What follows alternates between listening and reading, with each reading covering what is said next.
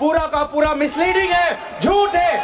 और हम डिमांड करते हैं कि वो ऑथेंटिकेट करे, हम डिमांड करते हैं ऑथेंटिकेट करे। इसीलिए बार बार इन्होंने आरोप लगाए, बार बार इन्होंने भ्रम फैलाया। आप इसीलिए हम भी अपनी बात रखेंगे, कृपया आप भी सुनने का धैर्य रखिए। अध्यक्ष महोदय, मेरा भी सौभाग्य है कि पिछले सदन में मैं अयोध्या राम मंदिर पर अपने पार्टी का मैंने अपना व्यू, अपने पक्ष रखा और आज वक्फ संशोधन 2025 पर अपनी दल का और विपक्ष की तरफ से अपना पक्ष रखा। और अयोध्या राम मंदिर में भी और आज के वक्फ के संशोधन में भी मेरा एक ही मार्गदर्शक है, वो है भारत का संविधान।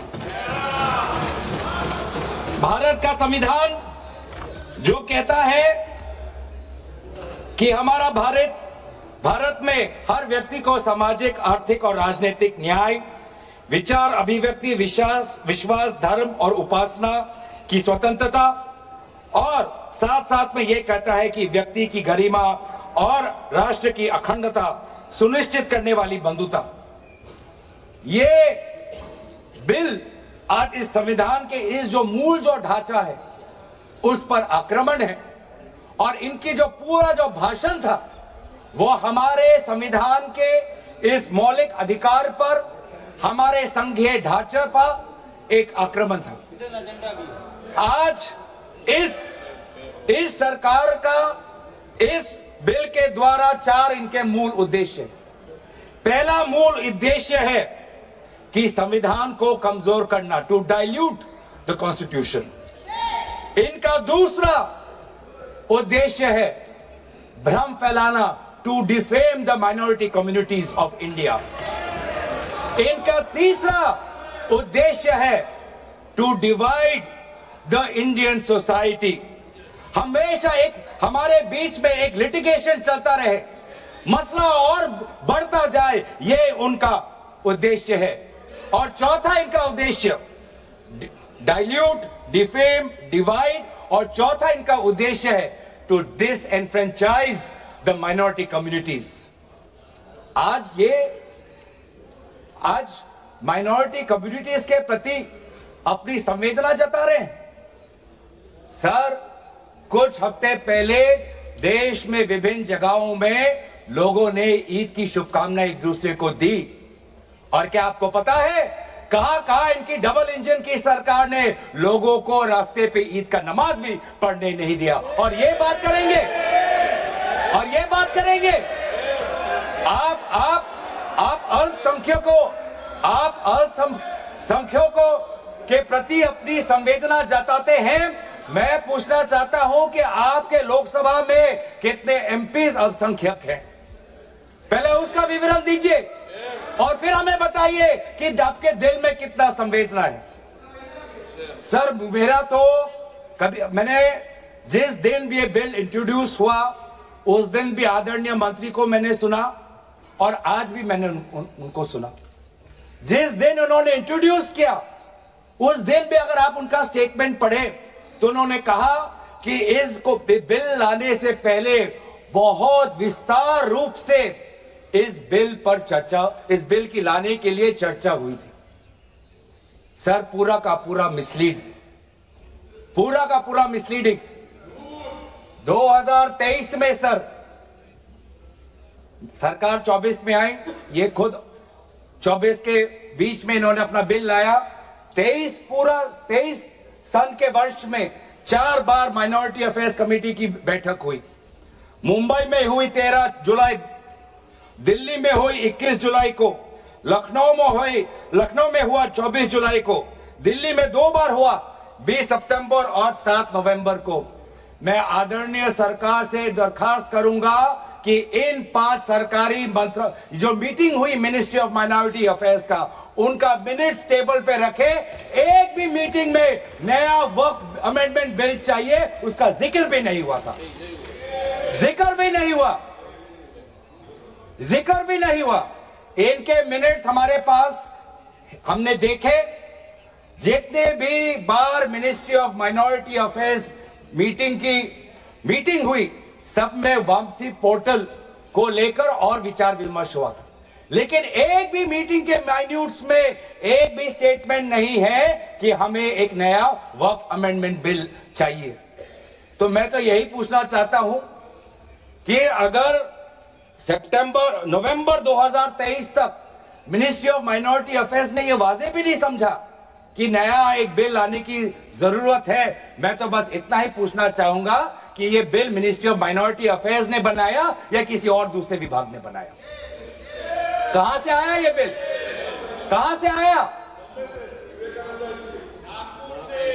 सर ये बात करते हैं कि ये संविधान के पक्ष में है।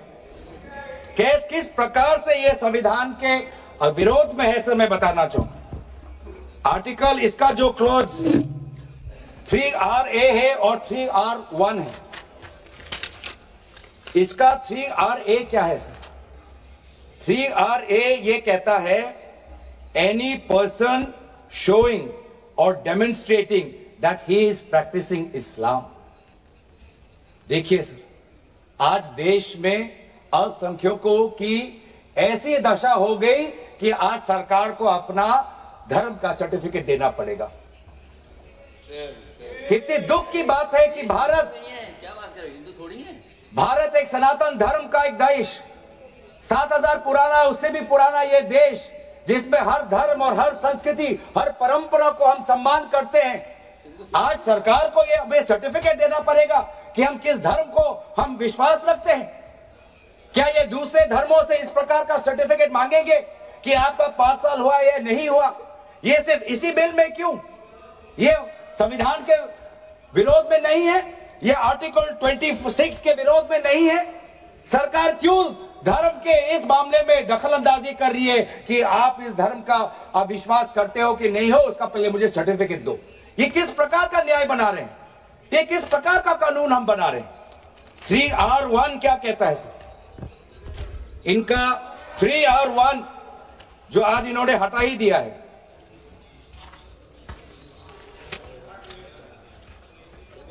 (3R1) कहता है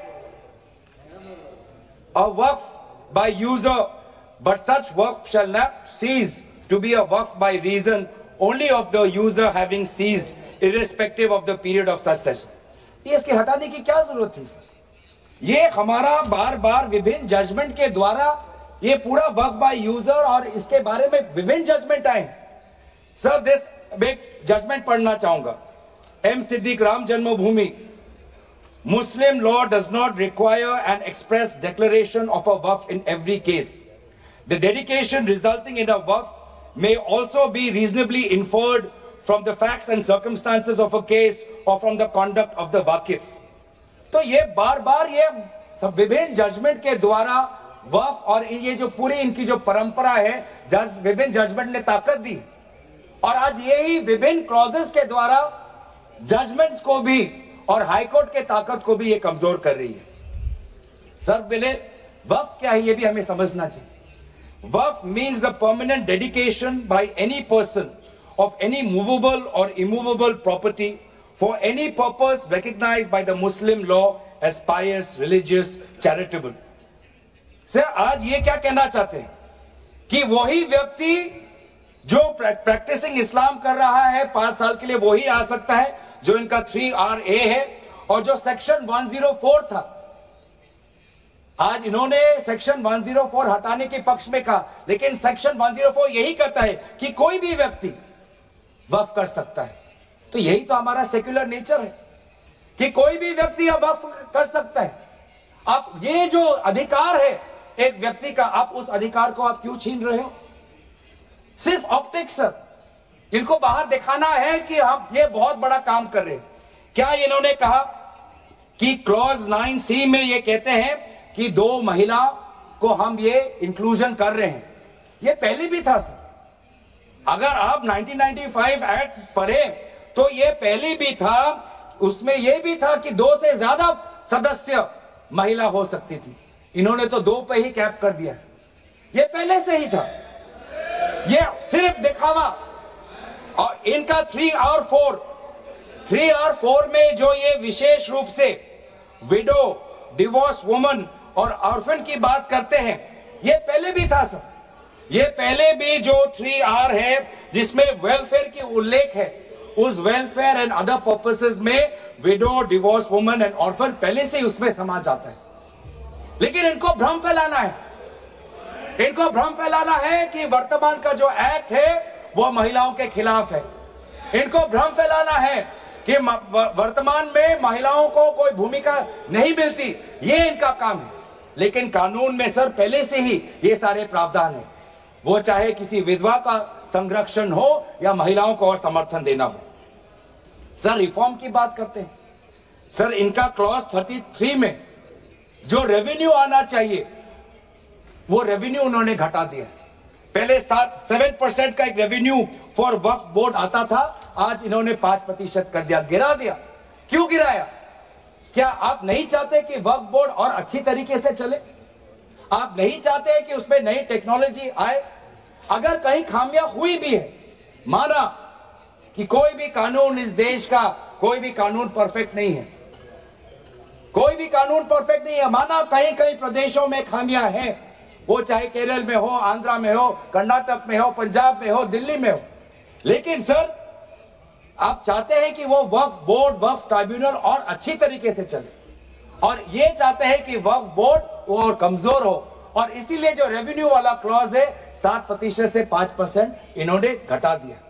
मेरा सुझाव, हमारे तरफ से यह सुझाव है कि 7% से 5% घटाने के बजाय आप 7% से 11% और इस रेवेन्यू को और इंक्रीज करिए। आज ये बात करते हैं कि ये रिफॉर्म्स ला रहे हैं। क्लॉज 26 पढ़िए sir, section 52A, section 52 clause 26। Clause 26 में क्या लिखा है? In section 52A of the Principal Act, in subsection 1, for the words rigorous imprisonment, the words imprisonment shall be substituted. Dilute कर रहे हैं सर। पेरेंट एक्ट बोलता था कि रिगरस इंप्रिजनमेंट हो, और अगर आप बार बार ये कह रहे हैं कि फलाना हो रहा है, धमकाना हो रहा है, तो आप इसको क्लॉज को क्यों कमजोर कर रहे हैं? सिर्फ भ्रम फैलाना है सर। मंशा इनकी कहीं और है। मंशा सर, मैं भी एक टिप्पणी देना चाहूंगा कि आज ये एक विशेष समाज के जमीन पर इनकी नजर है, कल समाज के दूसरे अल्पसंख्यकों के जमीन पर इनकी नजर जाएगी। आज ये बिल सिर्फ एक विशेष समुदाय के जमीन पर इनकी नजर है, कल दूसरे समुदायों के जमीन पर इनकी नजर जाएगी।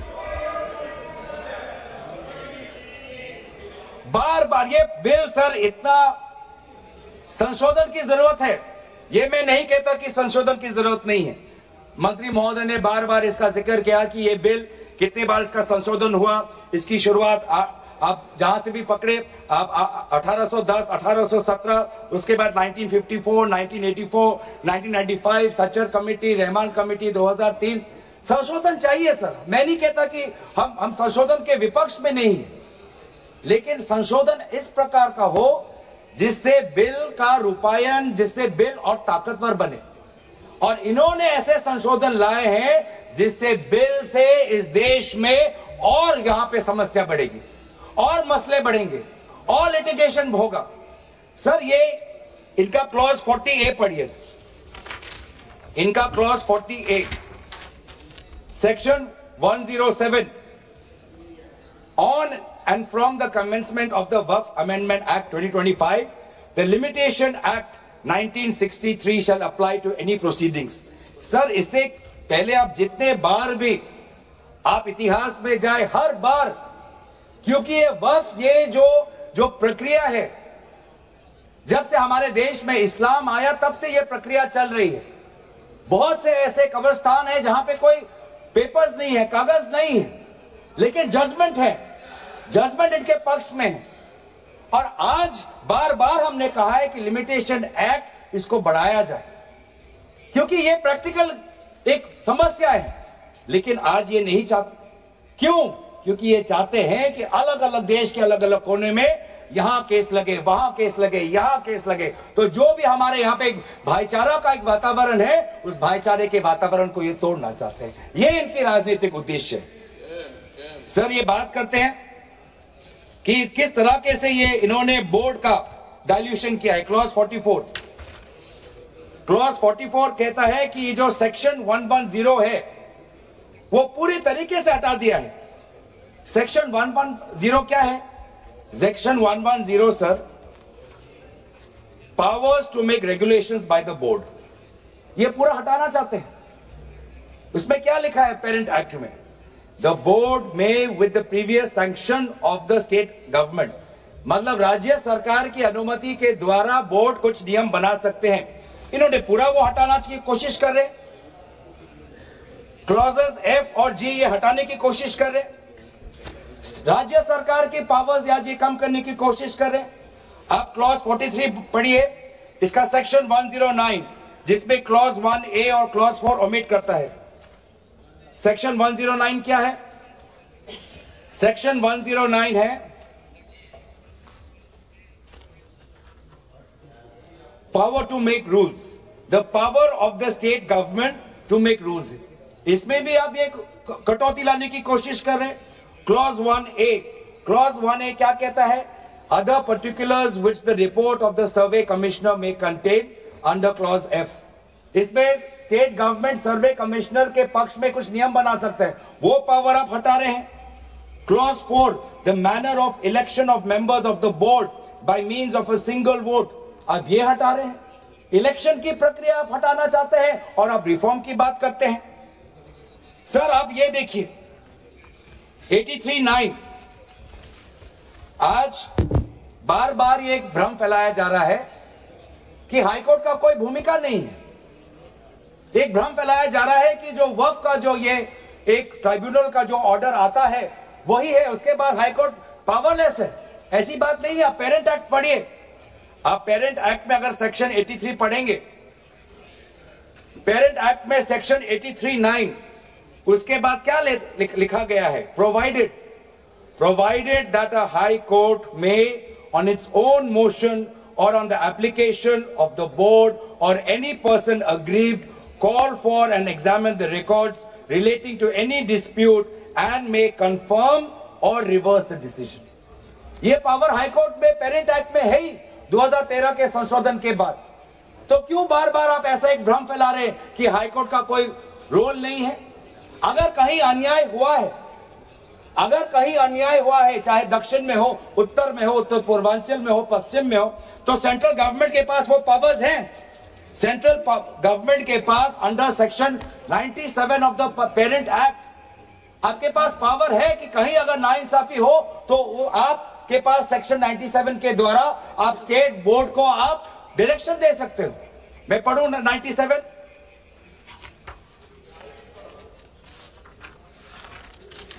97। Directions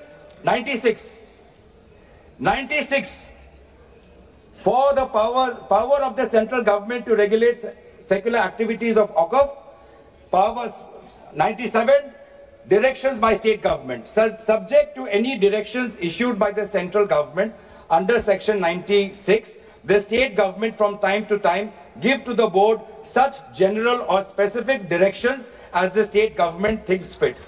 मैं जानना चाहूंगा, आपके बहुत जगह आपकी डबल इंजन की सरकार है, बहुत जगह आपकी डबल इंजन की सरकार है, कहीं कहीं आपकी सहयोगी दल की भी सरकार है।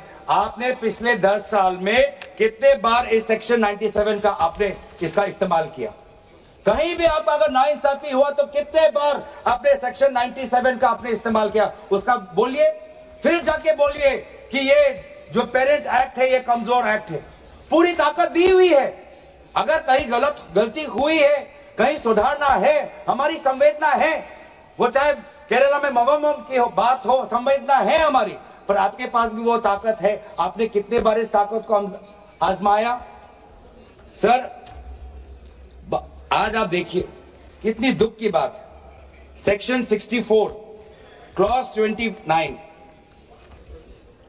64 ये एक्ट सर क्या लिखा है इसमें?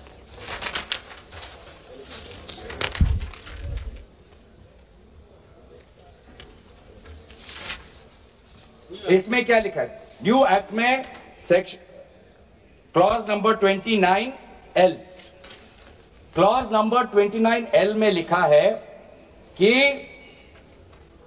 अगर is a member of any association which has been declared unlawful under the Unlawful Activities Prevention Act 1967.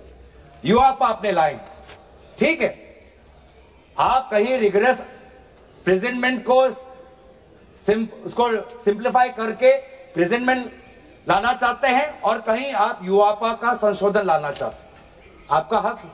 आप बस हमें इतना बताएं कि और कौन से स्टेट बोर्ड या और कौन से धार्मिक बोर्ड में आपने ये यूआपा का प्रोविजन आप लाने वाले हैं, या सिर्फ ये इसी बिल में, या सिर्फ इसी बिल में है या दूसरे में भी जो चैरिटेबल एक्ट्स हैं विभिन्न धर्मों के विभिन्न स्टेट्स के, क्या उसमें भी यूआपा एक्ट आएगा या सिर्फ इसमें? क्या संदेश देना चाहते हैं? किस कौम को अब आप भ्रमित करना चाहते हैं? बार बार उस कौम को जिसने भारत की स्वतंत्रता की लड़ाई लड़ी है, उस कौम को जिसने 1857 में उन्होंने मंगल पांडे के साथ उन्होंने अपनी शहादत दी, आप उस कौम पर आप दाग लगाना चाहते हैं जिसमें लगभग 2 लाख उलेमा शहीद हुए, आप उस कौम पर दाग लगाना चाहते हैं जिन्होंने भारत छोड़ो आंदोलन में हमारा साथ दिया, आप उस कौम पर आप दाग लगाना चाहते हैं जिन्होंने 6 अप्रैल 1930 में दांडी मार्च का सपोर्ट किया, आप उस कौम पर आप दाग लगाना चाहते हैं जिन्होंने 1926 में ब्रिटिश के डिवाइड एंड रूल को खंडन किया, आप उस कौम पर आप दाग लगाना चाहते हैं जिन्होंने मौलाना हुसैन अहमद मदानी ने 1924 में कंप्लीट इंडिपेंडेंस की मांग की।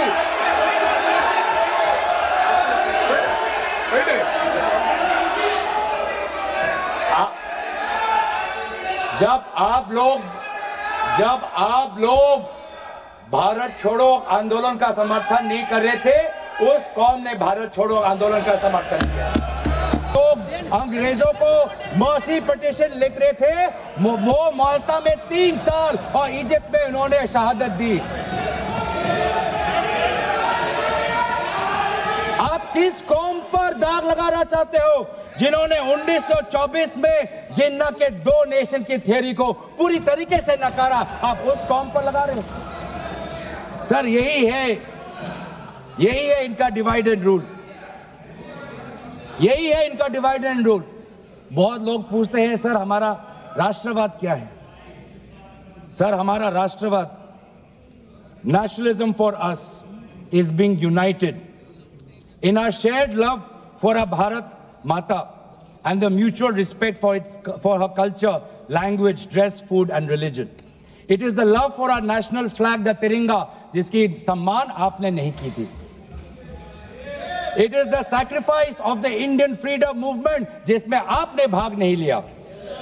It is our thirst for knowledge, to seek excellence with limited resources, to be creative, to have the courage, to acknowledge the injustice of the past and have the wisdom to build new bridges. ये है हमारा राष्ट्रवाद और ये राष्ट्रवाद आज हमारे संविधान में उल्लेखित है.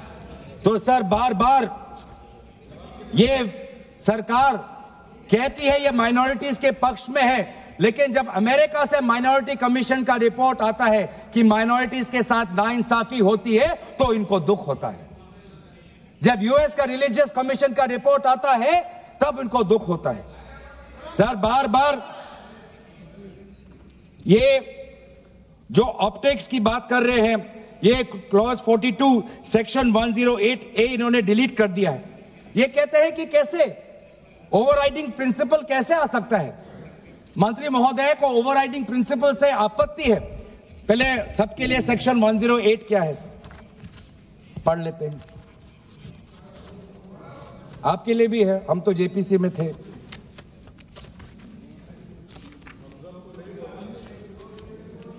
और सर जेपीसी में भी सर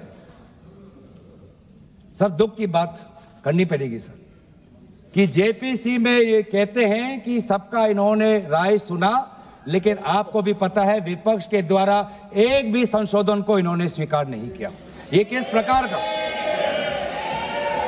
हमने भी बहुत से जेपीसी देखे हैं सर, ऐसा जेपीसी नहीं देखा जहां पर क्लॉज बाय क्लॉज डिस्कशन भी नहीं हुआ सर, पूरी तरीके से वोटिंग हो गई।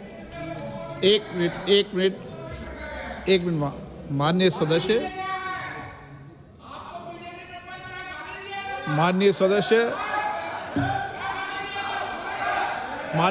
इतना ध्यान रखें कि जेपीसी भी संसद का भाग होती है, इसलिए उसका भी ध्यान रखें।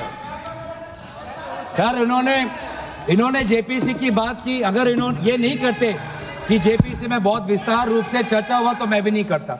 इन्होंने उल्लेख किया, इसलिए मैं करना चाहता हूं। इन्होंने उल्लेख किया कि बहुत से लोग आए जेपीसी में, सर ऐसे भी लोग आए जिनको वक्फ को लेकर उनका कोई जानकारी भी नहीं थी, कोई जानकारी नहीं थी सर, ऐसे भी आए सर। जेपीसी के मुद्दे हम बार बार हमने स्पीकर को चिट्ठी के द्वारा अवगत किया है, इसलिए हम उठा रहे हैं सर। इसमें 108A ये हटाना चाहते हैं जिसमें power to have overriding effect, लेकिन ये जो प्रिंसिपल है ओवरराइडिंग का सर, ये आज भी विभिन्न स्टेट एक्ट्स में ये है।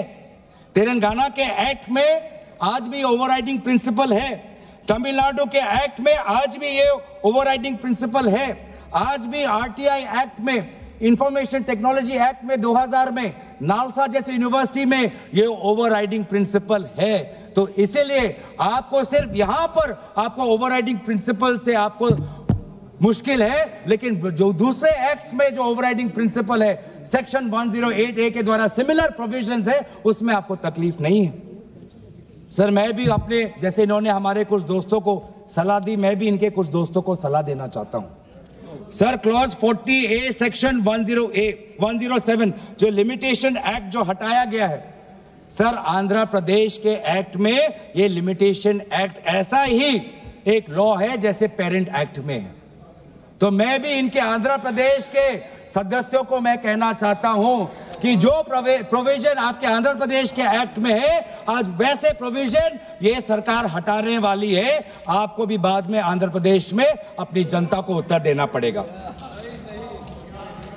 तेलंगाना और तमिलनाडु में हमने बात रखी है सर, तो मैं बार बार मैं कहना चाहूंगा सर, हमें संशोधन से कोई हमें परे नहीं है, लेकिन संशोधन ऐसा हो जो हमें मदद करे। आज डिजिटाइजेशन की बात करते हैं, आज से 15 वर्ष पहले वामिस एक डिजिटल पोर्टल हमने खोल दिया है। अब ये देखिए सर सरकार की कैसी ये इनकी काम है। डिजिटाइजेशन फिलहाल अभी चल रहा है, डिजिटाइजेशन हो रहा है, पर माना कि डिजिटाइजेशन वामिस में कुछ खामियां हैं, उसको वामसी में, तो आप उसको ठीक करिए। आप 10 साल से क्या कर रहे थे? आप 10 साल से आप वामसी क्यों ठीक नहीं कर पा रहे? आप वो काम तो नहीं कर पा रहे, अब आप एक दूसरा नियम बना रहे हैं कि दोबारा आप एक नए पोर्टल पे अपने रिकॉर्ड्स आप अपलोड करिए। सर कितने बार हम इस सरकार को अपना कागज दिखाएं? वामसी का अगर इनका काम अधूरा है तो उसको ये काम संपूर्ण करे। अब लेकिन नहीं, इनका काम उद्देश्य यही है कि देश में मसला और बढ़े, और इसीलिए आज इस बिल के विरोध में है। ये बिल हमारे देश की अखंडता, ये बिल हमारे संवैधानिक मूल्य, ये देश हमारे अल्पसंख्यकों की सम्मान, ये देश हमारे अमन शांति और सदन और जेपीसी में जिस प्रकार से विचार होना चाहिए था उस सब के विरोध में है। और इसीलिए आज पूरा इंडिया अलायंस आज इस बिल के विपक्ष में खड़ा हुआ है। और यही बात कहते हुए मैं अपनी वाणी को समाप्त देता हूं। धन्यवाद, शुक्रिया। श्री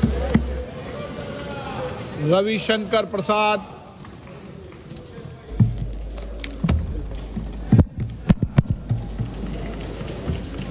माननीय अध्यक्ष जी, मैं बहुत कृतज्ञ हूं कि मुझे